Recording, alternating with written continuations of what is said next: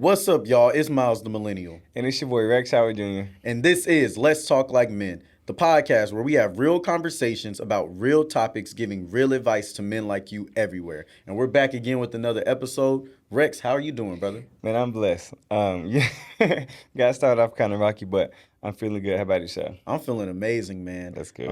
We've had a lot of great experiences this past weekend, which we're going to get to in a second. This is part 5, and I think will be the end of our weight series. Yes, sir. Right? So the weight series has been about all the weight that we carry as men. Right. Right? So we started off with the weight of childhood trauma, Yep. moved on to the weight of leading in Yeah. relationships, talked about the weight of denying following flesh. God and, Yeah. and the weight of denying your flesh. Yeah. So those 4 episodes have been amazing. If you haven't seen them, please go back. Make sure you follow the last 4 or 5 episodes that we've put up in the weight series. I promise you, it's a binge-worthy piece of content. Yeah. And the entire show is that way. So first off, make sure you like, comment, and subscribe. Share with your friends, whatever platform you're on. Let's keep running up the numbers, guys. We are over 23,000 followers on all platforms. So Yeah. this has been amazing. We want to keep growing so that we can give you more and more valuable content. We have some amazing things on the way. We're going to have a private membership group that you guys can join to where you'll get access to private lives. You'll get access to private mentorship and conversations with us that other people won't be able to get. So be on the lookout for that. We also have our own personal services that we're Yeah. offering, and we'll speak more to those things at the end of the episode. So make sure you stay tuned. But without further ado, brother, Hey, let's let's talk talk like like men, man. Yes, sir. So let's hop right into it. Hot topic of the day. This past weekend, we were in Austin, Texas. Yeah. We got invited out to DreamCon. Yeah. Amazing experience, Rex. I want to know, with it being a black gaming and anime convention and seeing 30,000 people there, having so many conversations with impactful people, Yeah. what was your biggest takeaway? Man, I would say my biggest takeaway is there's a power in being consistent, right? Because you think about all those streamers that were there, they didn't become big overnight. Yeah. These guys have been putting in hours and hours and hours of consistency, of hard work, of dedication to their craft over the past couple of years. Right now, they're at the top level. Now they Yeah. have millions of followers. They have millions of viewers. You got 25 to 30,000 people paying to come see you, to take pictures with you. So being intentional about being consistent with the work that you do, and then number 2, being intentional about the connections that you make and the hands that you shake. That was one of the biggest things that I took away. When this opportunity was presented to us, I thought to myself, this is going to be a business opportunity. Yes. I want to make sure people know about the podcast. I want to make sure that we're shaking right hands, and that's exactly what we did. Yep. We met the general manager of House of Highlights, right? We were working with the director of Bleacher Turner Report and Sports. Turner Sports, yeah. Exactly. And then, we met a couple other managers. So I'm excited about that. But that was probably one of my biggest takeaways. What about you? Man, there was a couple. One of them was, and Rex really taught me this on the very first night. I just learned it by observing a situation that we had on the elevator, right? Never look past anyone No. because you don't know who is who, right? Some of the most important people in life are going to be people that you don't even know. Their face isn't going to be the ones that you see on the screen. Those people in the background, though, are the ones that give you the opportunities. Yeah. They're the ones that take you to the next level. Those managers, those directors, those names that are running the credits that you don't ever put the face to, Yeah. those are the real shot callers. Yeah. And a lot of times we always want to get close to the big name talent, but they're not the ones that you need to be working on. Right. Build the relationships with the people that you think aren't as important, because a lot of times they're the ones that are going to be the ones that make the final decision and invest in your future. So I thought that was really powerful. And the other thing I learned is that, bro, we're on a great journey. We're on our way.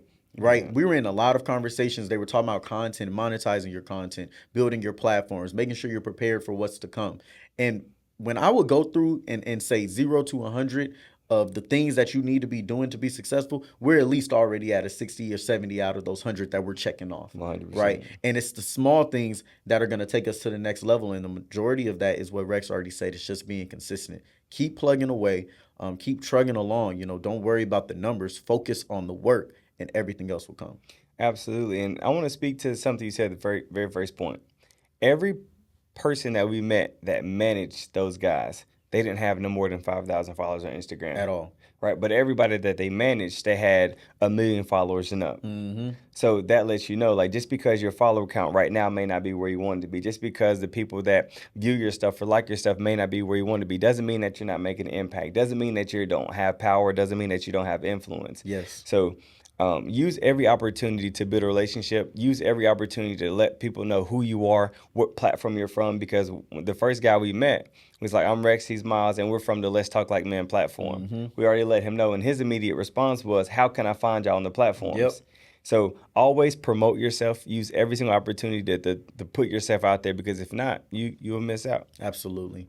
Well, it was an amazing experience. Shout out Absolutely. to the Connect that hooked us up for this event. It was an amazing time.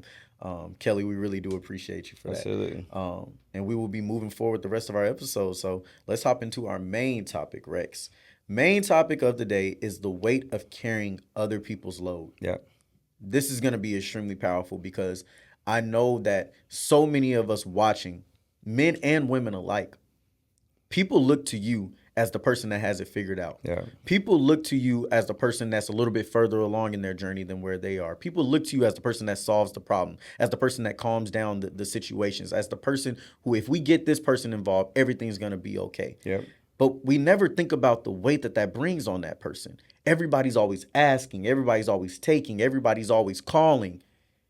And that's a weight that a lot of people are carrying that really does hold them down and keeps them from where they really want to go. And it's something that can cause you a lot of stress and turmoil. So we're going to have an amazing conversation today about what that feels like, how you can manage it, and then we're going to give you some solutions to better that burden that you're carrying. Absolutely. So, Rex, I want you to go first. Give us your point number one on the weight of carrying other people's load.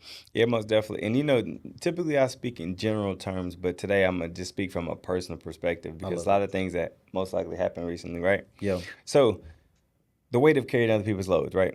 You begin to feel like you have to be more developed or successful faster, right? Mm-hmm. It makes you think about not only, matter of fact, it makes you not be able to appreciate where you currently are, because you're always thinking about where you want to go. Yeah. Right. I'm in a good position now, right? Yeah. I got my master's. I did my bachelor's. I'm in Houston. I'm the first one in my family to really move away.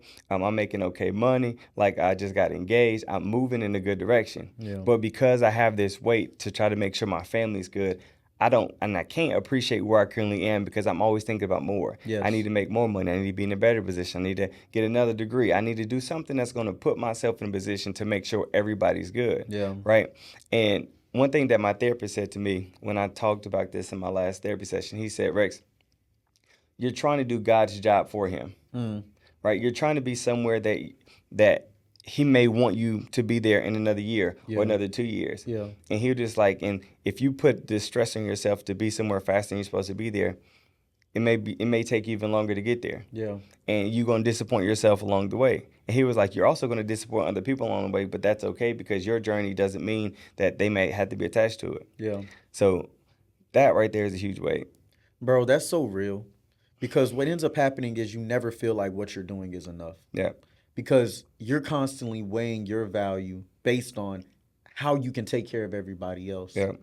And so if other people are struggling, I'm not doing enough. Yeah. Right? If other people don't have the money to take care of the rent, I need to work harder so I can send them that bread to make sure they don't even have to worry about it no more.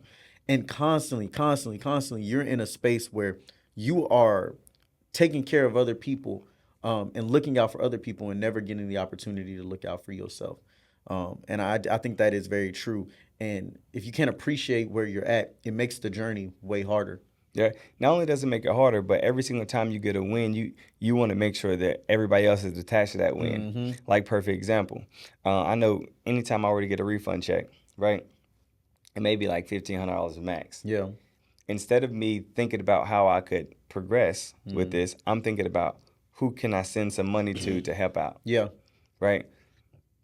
And if you're dishing out your money in ways that you can't make it back, then you're losing it. Yeah. Right. So you never truly learn the value of investing. You never truly learn the value of putting your money in the right places. And then also just that weight of carrying other people's loads, you now make their problem your problem. Mm-hmm. And when you make their problem your problem, on top of the problem that you already have, it weighs you down even more. It causes you more stress. It causes you to be overwhelmed. Yeah. It causes you to think 10 times harder, and it causes you to even miss out on sleep, because you're so focused on what can I do to help them out. Yeah. Even if you're not in a position to help yourself out. Man, it's like, if they're failing, I'm failing. 100%. Right? It's like, no, they're failing. and they're failing. Yeah. Right? Now you can of course care about helping them, but it gets to a point to where you're always the person that people call upon that you almost take that like a badge of honor. Yeah. Like I'm the one. You know what Yeah. I'm saying? And I'm sure you've heard that before. I've heard Yeah. that before where people tell you like you the one, bro. You the one. You're the one in the family that's gonna do this. You're the one in the friends group that's gonna do this. You're the one in the community that's gonna do this. And that's pressure, bro. It really is pressure of feeling like I gotta be perfect, and by me being perfect, that'll make everybody else better. Yeah. And that just isn't the reality of life, bro. Yeah. And it isn't fair to you. You don't deserve to be valuing yourself based on how you take care of everybody else when you can't even take care of yourself. 100%. And you know, it's so interesting you brought that up.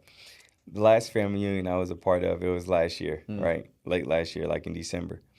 And my great granny, which is the oldest member of our family, right? She pulled me close to her and whispered in my ear. She was like, "You're gonna be the one that's gonna change the family, right? Where you're headed, you're going to be the one, because God told me you're gonna be that one." So I've been hearing that my whole life, Yeah. right? Because when you grow up, like I grew up in an athletic household, everybody's playing sports, football, track, baseball, things like that. I have brothers that I would consider more athletic to me, right? Than Yeah. got to a higher point than me, and everybody pointed the finger at them like, no, y'all gonna be the one that's gonna make the NFL. Y'all gonna be the one that's gonna go to the MLB to get that big check.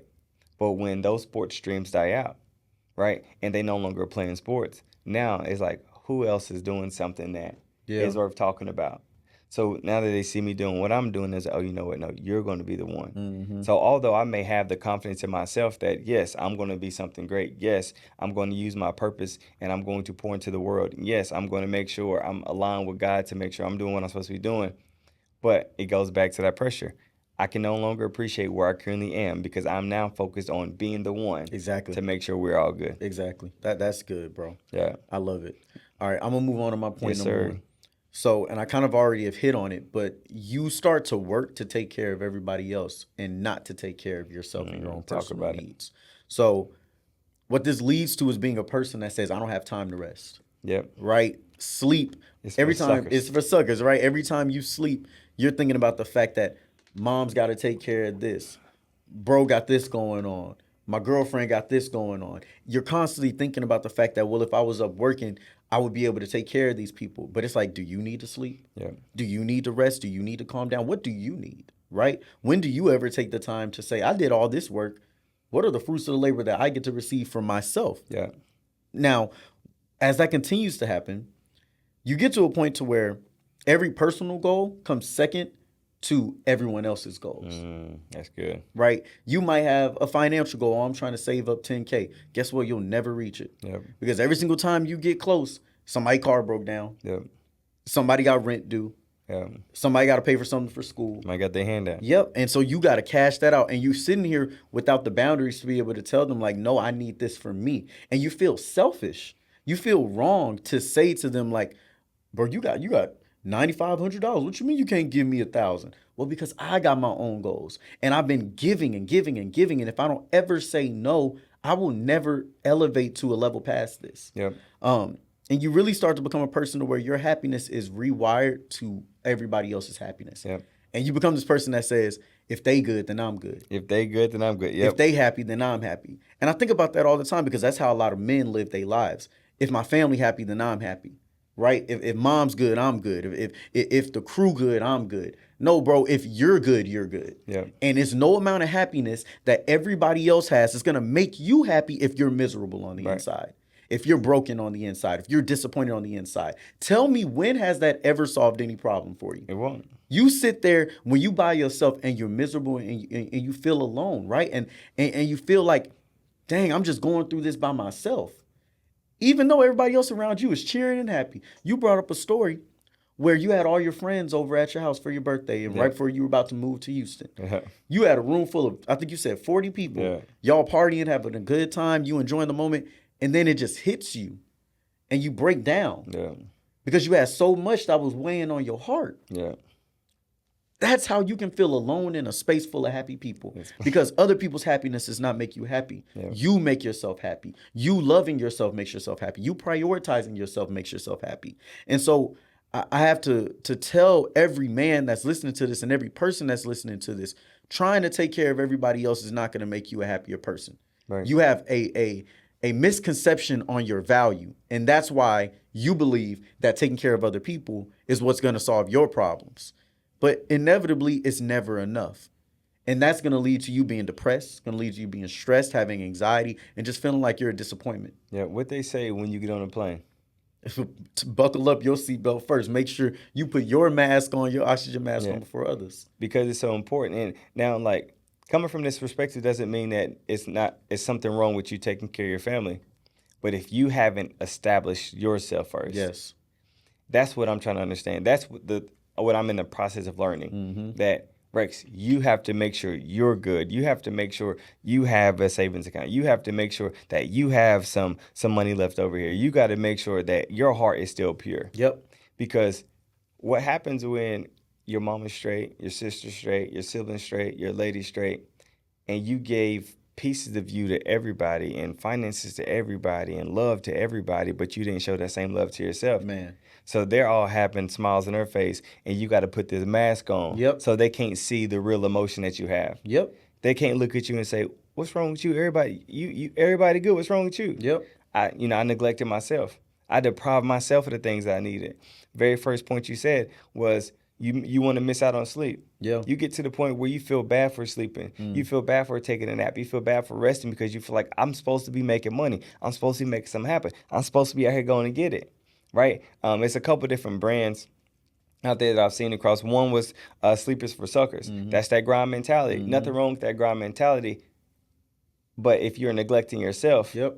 you are going to make all this money. You're going to make all these things happen, but your lifespan is going to be cut short. Yep. Because you weren't pouring into yourself. You weren't giving yourself enough rest. Absolutely. You can have enough energy to pour into your job and pour into your career, pour into your purpose. But what happens when your partner needs something from you? Yep. And you don't have the same energy to give her. Yep.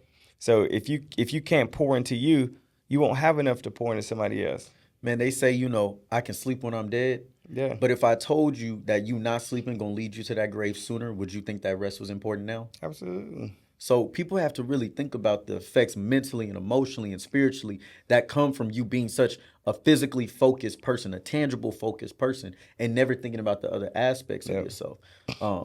It really is a situation that so many men, we don't ever get the opportunity to feel like we're valued beyond what we do for people. Right. And so because our value is always based on our doing and never on our being, there is no concept in our mind to where we can rest. There is no concept in our mind where we can just be, where we can just exist. And I challenge women out there to this because y'all are part of the problem. If we're being frank, y'all are part of the problem because you guys want to go and you value a man not on the way he takes care of himself, but how he takes care of you. Right? But you never sit there and ask that man, what have you done for you lately? When's the last time you asked your man, what can I do for you? When's the last time you asked your man, how can I be of assistance to take some pressure off of your plate? Yeah. But you're quick to ask him for something when you want to go on a trip or go on a date or go on a vacation somewhere. You're quick to ask for something out of him. But have you ever asked what you can do for him?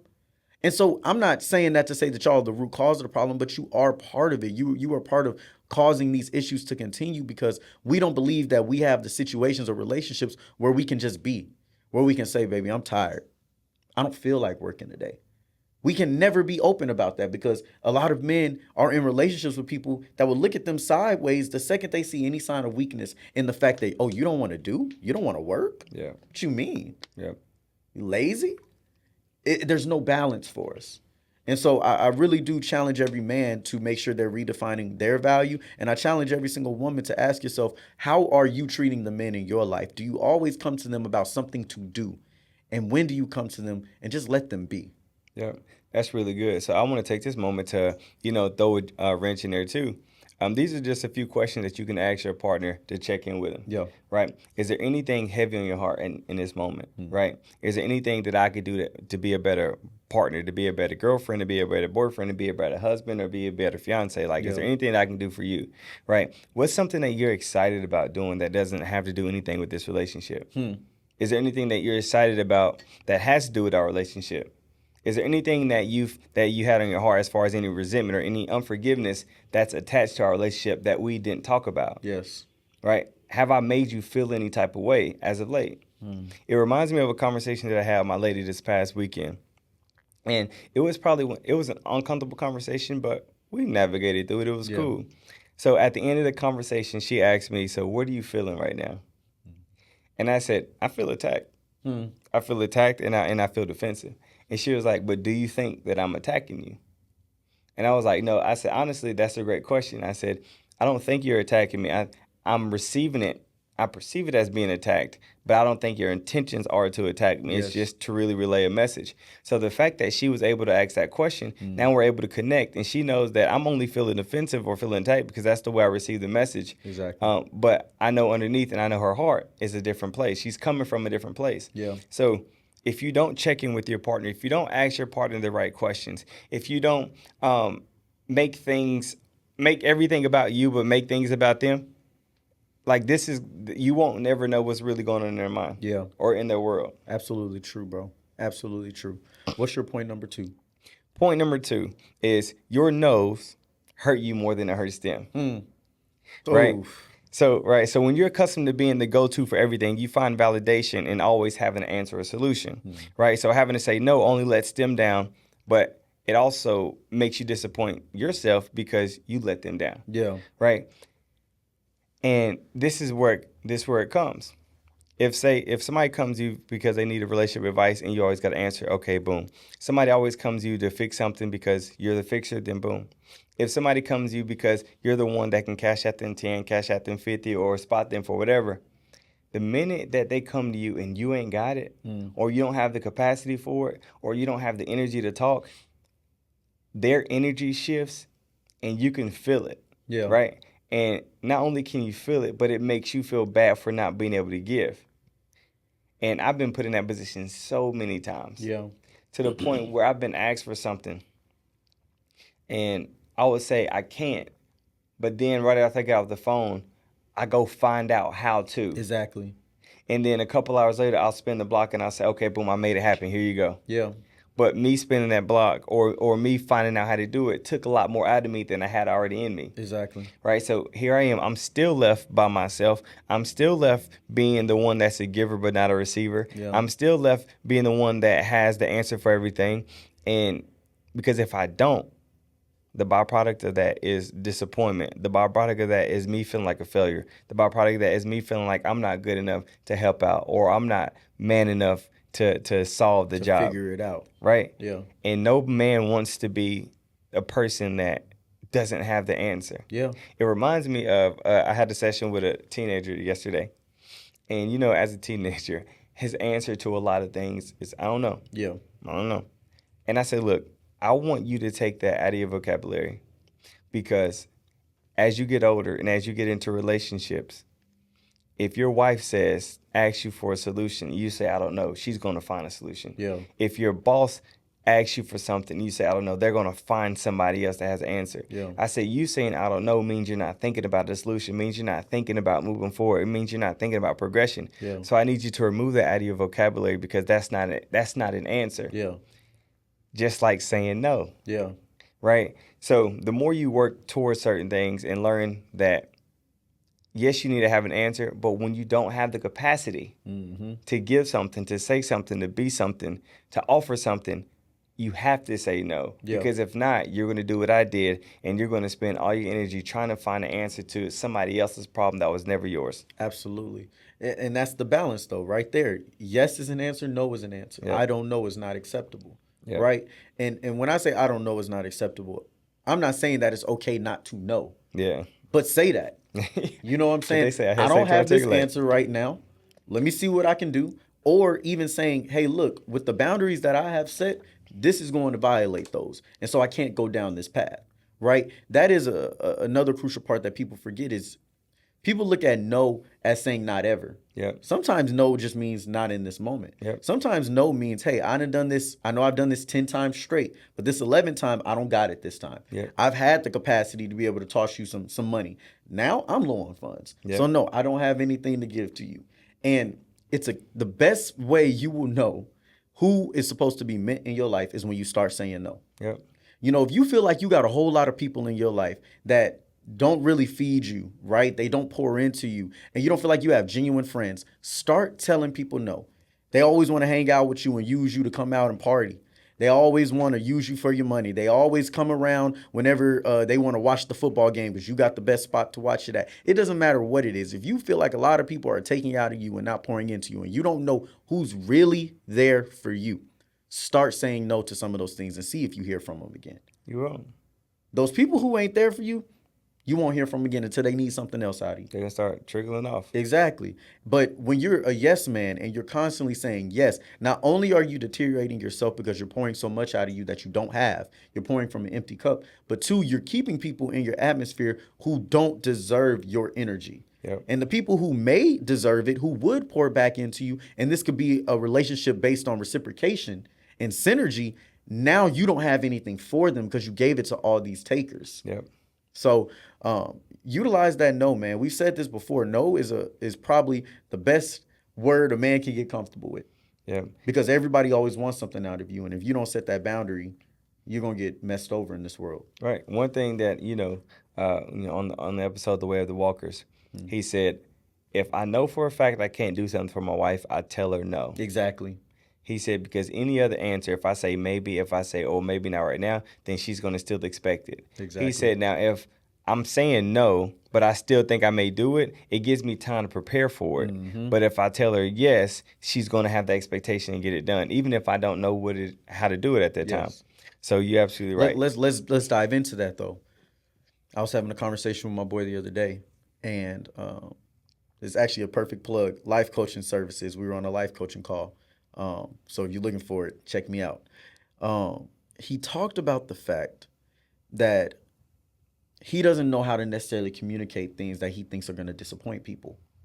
And I asked him, I said, well, what is that rooted in? What's wrong with disappointing people? Right? Because in general, okay, somebody's disappointed. That's a fleeting emotion. People can get over that. People can get past that. So what do you think is going to happen if people are disappointed? Yeah.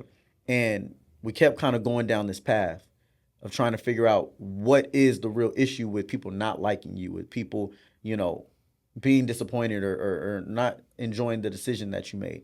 And ultimately, it comes down to a fear of being alone. Yeah.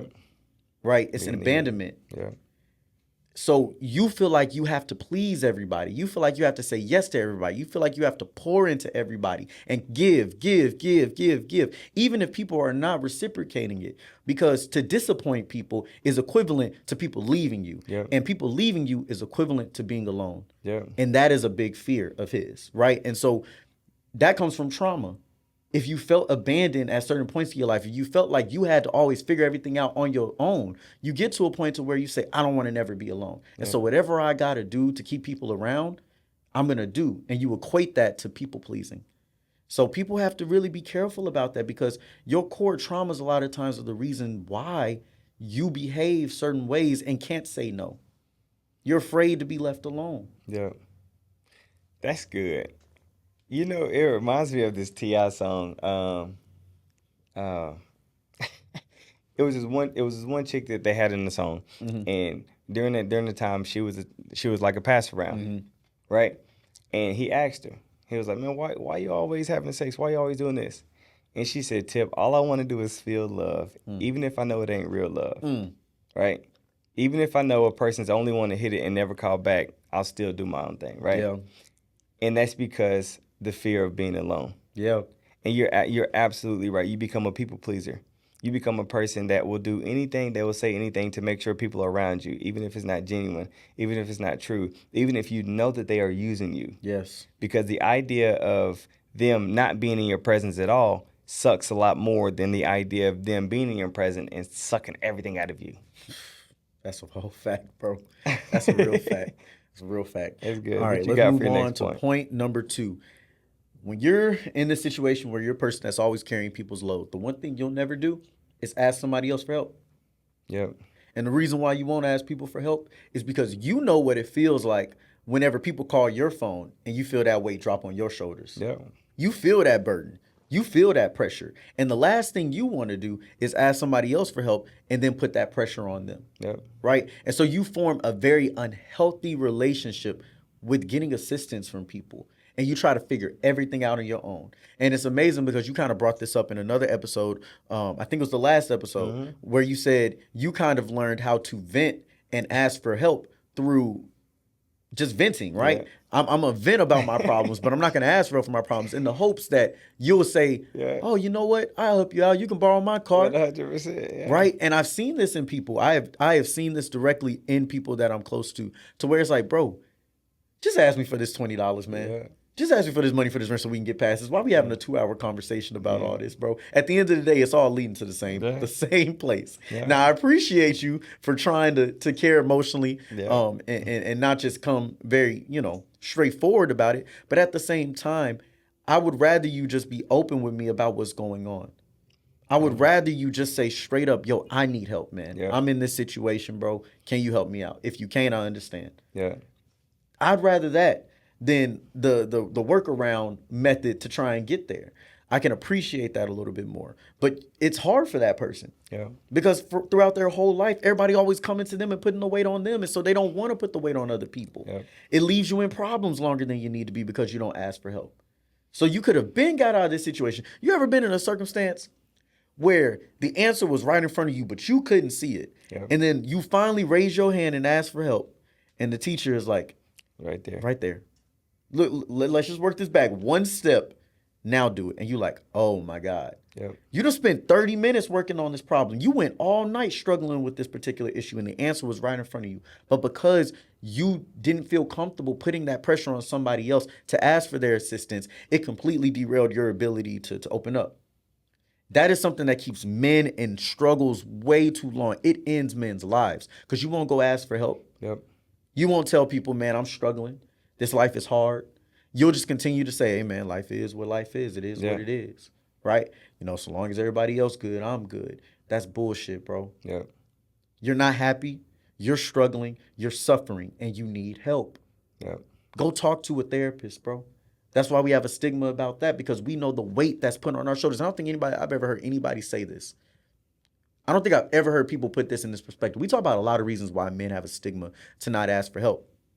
Oh, I got to figure it out. I got to figure it out. I got to figure it out. But nobody's ever talking about the fact that, well, being the person that has to figure it out, that pressure. Yeah. And so to feel like you're putting pressure on somebody else to help you with your problems, you're like, bro, no, I can't do that to another person. Yeah. That's not fair to them. That they didn't ask for this. But did you ask for all the crap that comes from the people in your life? No.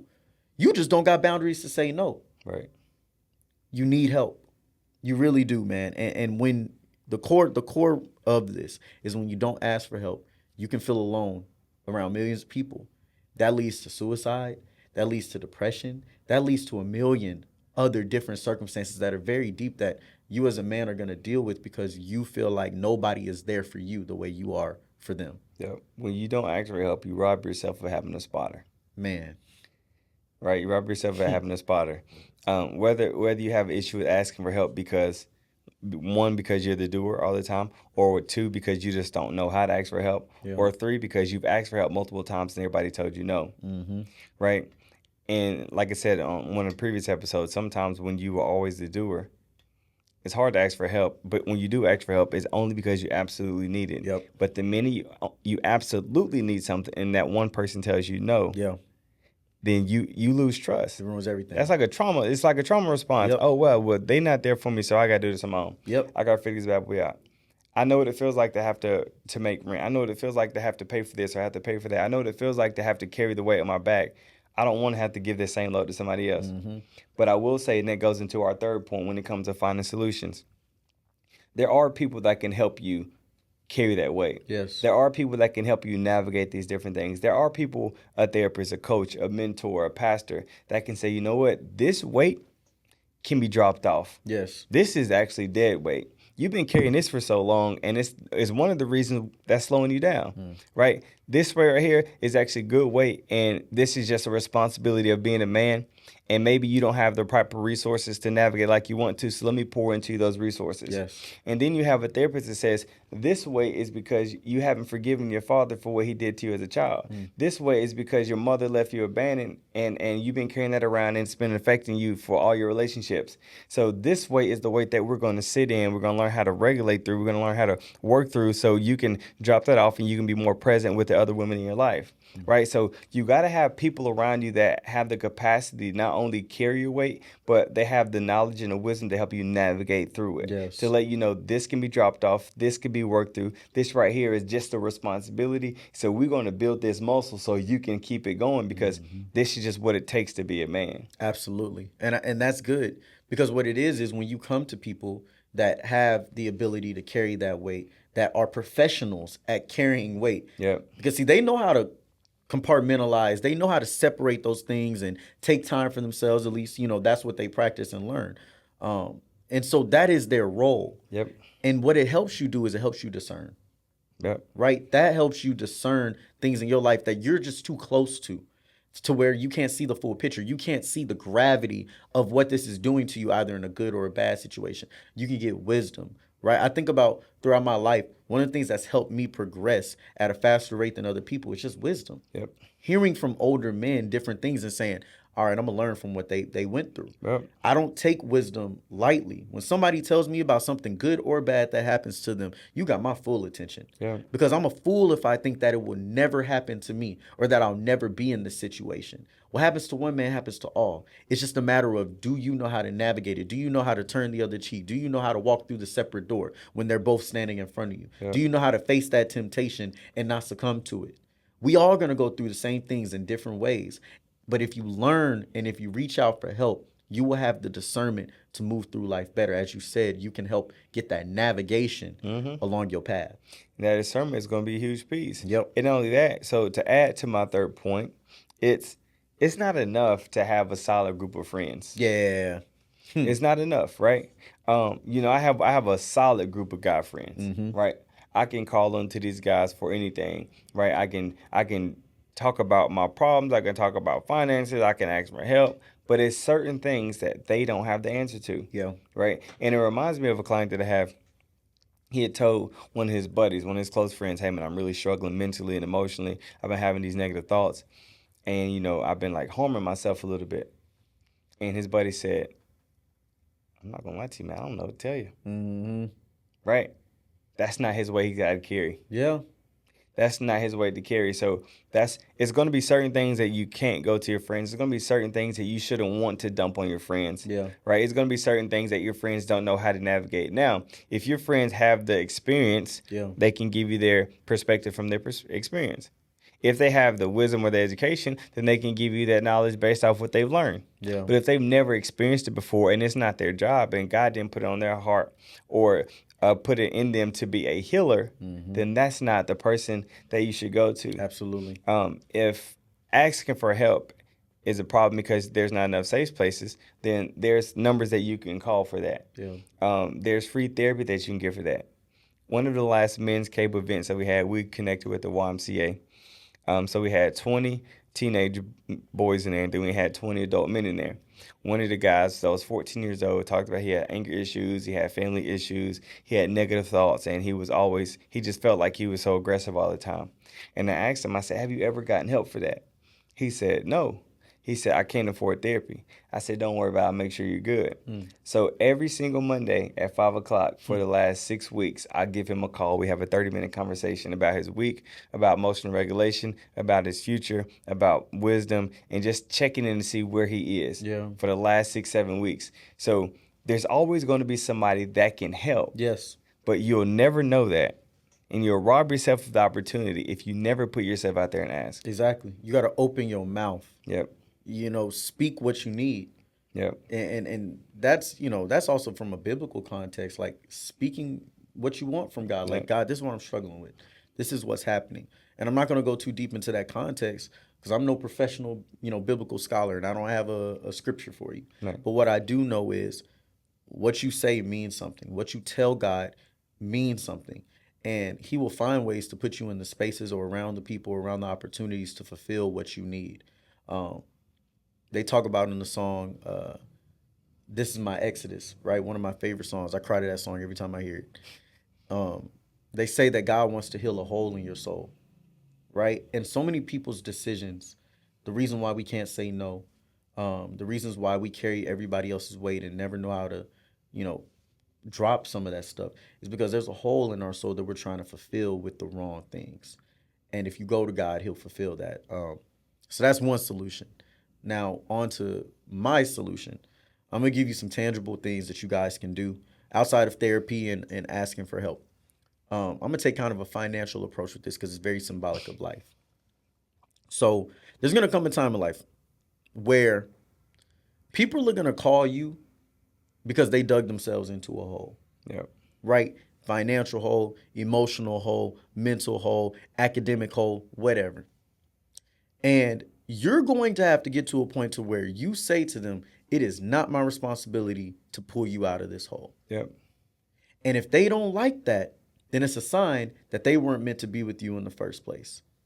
People have to understand that when it comes to you, that you have the choice and not the obligation to save them from themselves. They have dug their own holes. And so what does that look like? How do you become a person that is able to tell them like, hey, you're going to have to pull yourself up out this hole? Yeah. Well, it starts by setting boundaries. So let's follow some principles. In finance, they talk about paying yourself first.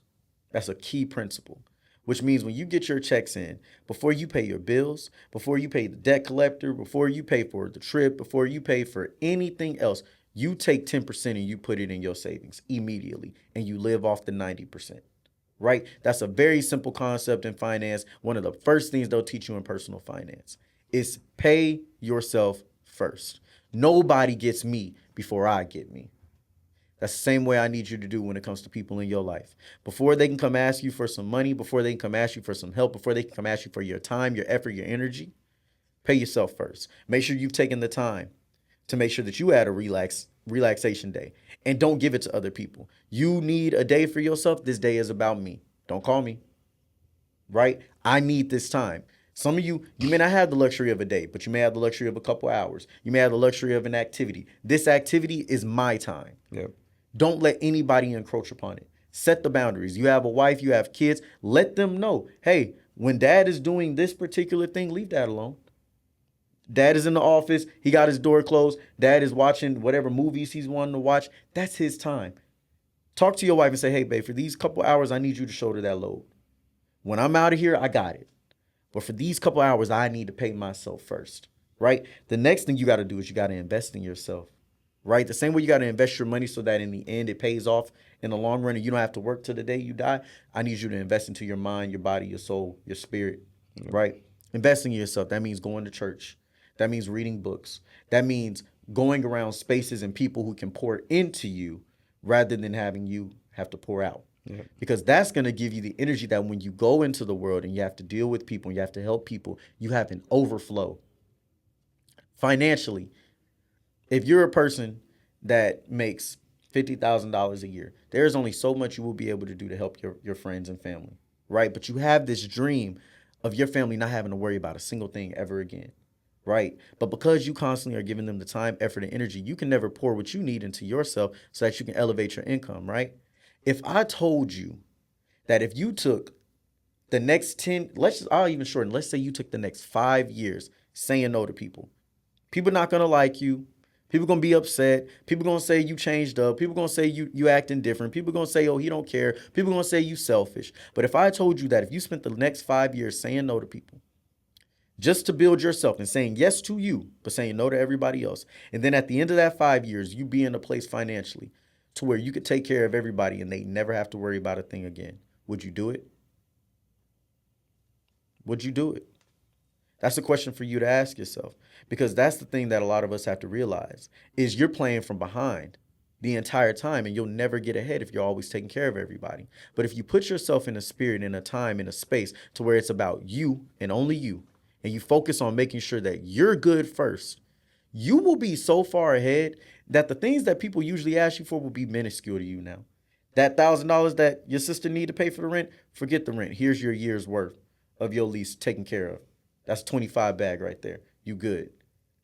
take this time and go focus on investing in yourself. That way you don't got to come ask me for nothing no more. Right? When you can elevate, you can pour into people differently.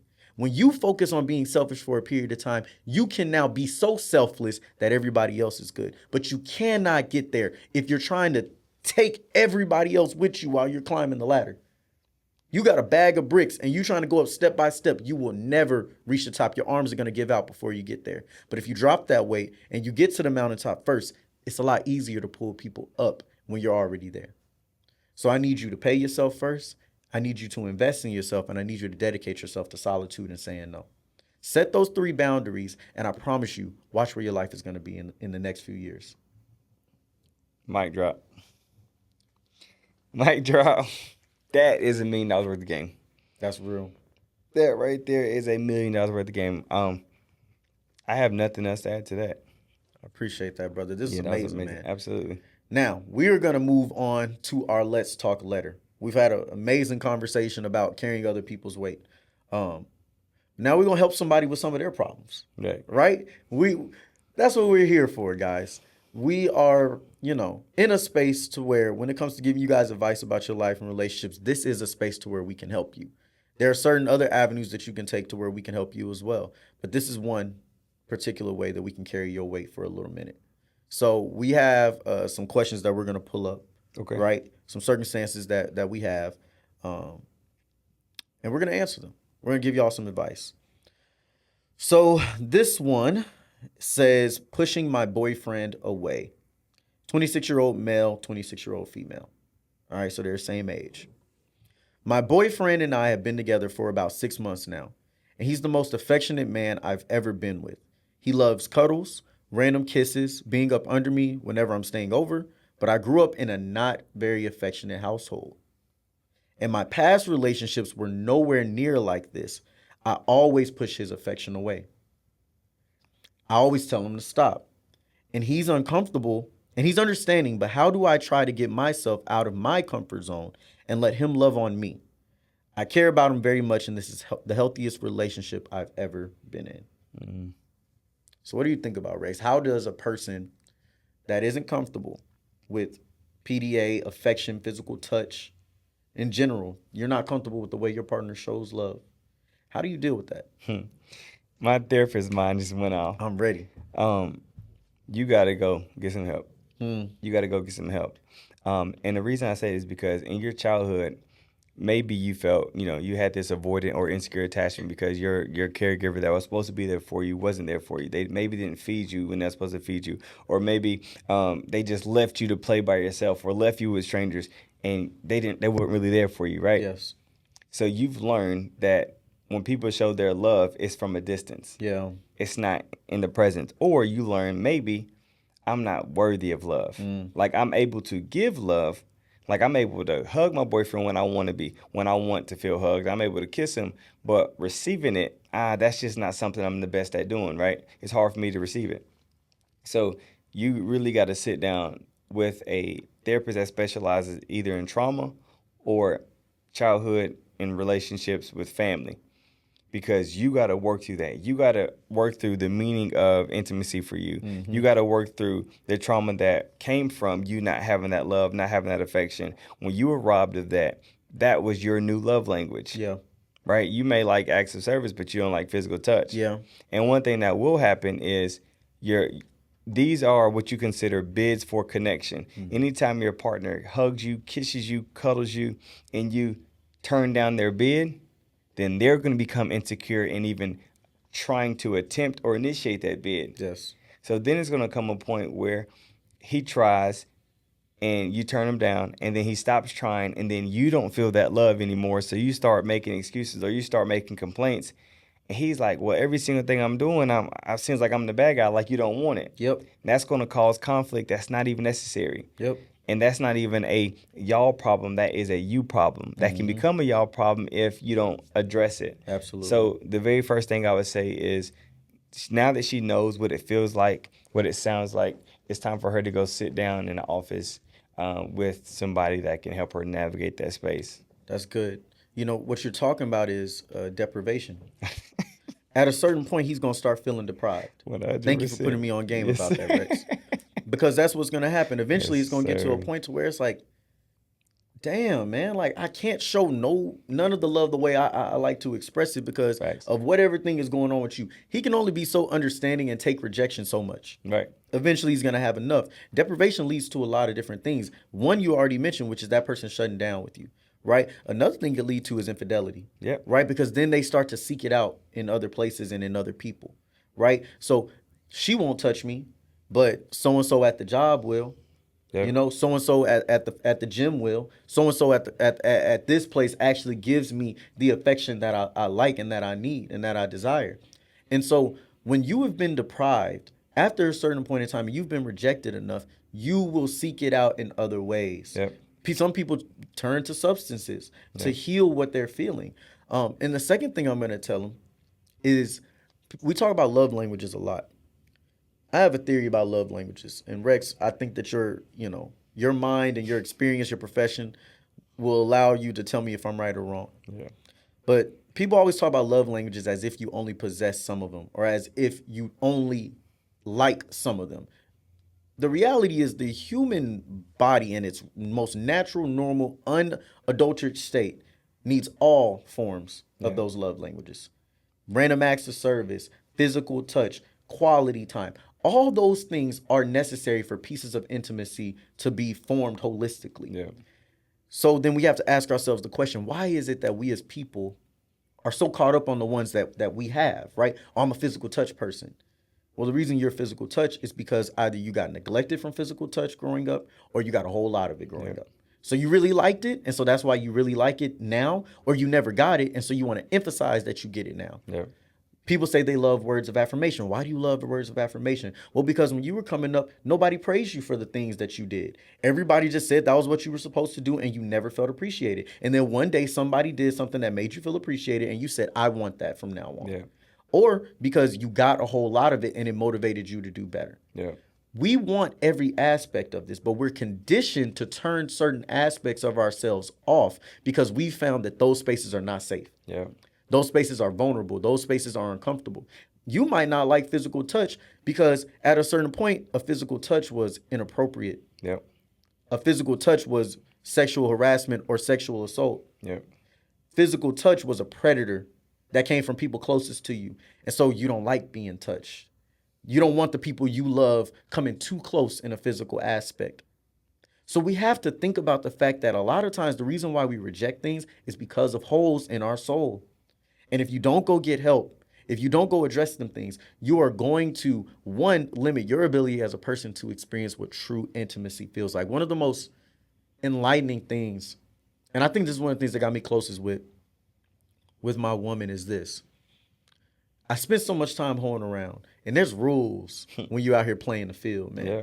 Hey, look, bro, I'm not getting fully naked when we having sex. Them socks is staying on, okay? I'm not laying up with you after we have sex. That brings feelings, right? So once we get this going, I got to leave. If I'm over at your place or you got to get out of here, we can't get too close, too intimate. We here to do one thing and then we got to go, Yeah. right? So what that leads to is even when you're having intimacy with somebody you love in a safe space to where you're supposed to have this type of connection. Something my girl told me, she's like, after we have sex, like you just be so ready to get back to your day. And I would notice all the time, like, why she want to just lay here? And then I realized I read something there that says like women want that sense of intimacy after the act is just as much of a thrill, just as much of an excitement, just as much fulfilling for their heart as the actual act of sex. Connection. Yeah. That's where the real connection comes in. And I started to think about that. And so it got to a point to where it's like, okay, we're not moving. Like when sex is done, the first 5 minutes, we here with each other. We talking, words of affirmation, reaffirming you, everything about you, talking about everything about you, and not just in a physical sense. Because a woman is turned on in so many layers, like every element of her spirit is here now. I can speak to that. I can get the full version of herself. This leaves impact. And then in turn, it started to open me up. And I realized that, damn, I like this too. Yeah. I need this too. But because I had spent so much of my time conforming to what I thought I had to do to not live like a normal human being, because sex is supposed to be emotional. But because I'm hoeing around, I can't have that. Got desensitized. Even when I'm in love, I couldn't operate that way. Yeah. And so everything that I say all this to say that everything you're going through in this letter It comes from some form of conditioning or trauma, and you do need help. You do need to work through it, and you do need to accept the fact that it's not that you don't like physical touch just because you don't like physical touch, that you were born not liking it. It's that things have happened to you along the way that you need to work through. And if you don't, you're going to risk never truly experiencing intimacy for yourself, and your partner never experiencing the intimacy that they desire either. Yeah. And last thing I'm gonna add to that is, not only is it good to talk to a therapist, but it's also good to share this story with your partner. Yes. A lot of times we are uncomfortable with sharing tough things from childhood because we don't want our partner to view our family in a certain type of way. We don't want to be judged or to feel judged by our partner, or to feel like our partner is disgusted by our story. Yeah. So the more you put him into your world and let him know what you've experienced, the more grace, the more patience he'll have with you. Absolutely. If he's going for bids of connection, trying to kiss, trying to hug, trying to cuddle, trying to have sex, whatever it may be, and you keep telling him no, but you never told him why, then he's going to think he's doing something wrong, or there's something wrong with him. Yep. So he's going to make your problem his problem, and he's going to try to fix it, but there's nothing that he can personally do other than create space for you to say, talk to me. Absolutely. And it's going to be up to you to either, if you're not ready to talk, just like you wrote that letter, write him a letter and say, the reason why it was so hard for me to receive this from you is because I didn't get the opportunity to receive it as a child. Or when I did receive it as a child, this is how things went left. Absolutely. So yes, although I know this is your way of showing love, and although this is something that I want to be able to receive as love, it's hard for me to receive it because of these experiences. So if you are patient with me as I work through this, then I will greatly appreciate that. Absolutely. And that is a way that you can kind of communicate that and work through that. So one, you've already acknowledged it. Two, it's time to see who can I talk to get help. Three, I have to make sure I'm in tune with my partner and keeping them in the loop of what's happening, so they just don't think I'm just out here abandoning them. Absolutely. Right? And four, you continue to show for yourself, show for your relationship in a way that is the most effective. Love that. Love that.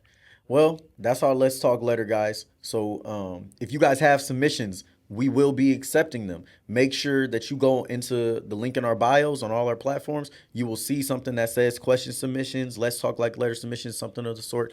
Hop in there, fill out the Google form. It's 4 questions. You fill it out real quick. Tell us what you're dealing with, and we would love to answer them on an episode in the future. Rex, where can everybody find you at? Absolutely. So you can find me on all platforms at I am Rex Howard Jr. on Instagram, on TikTok, and on Facebook.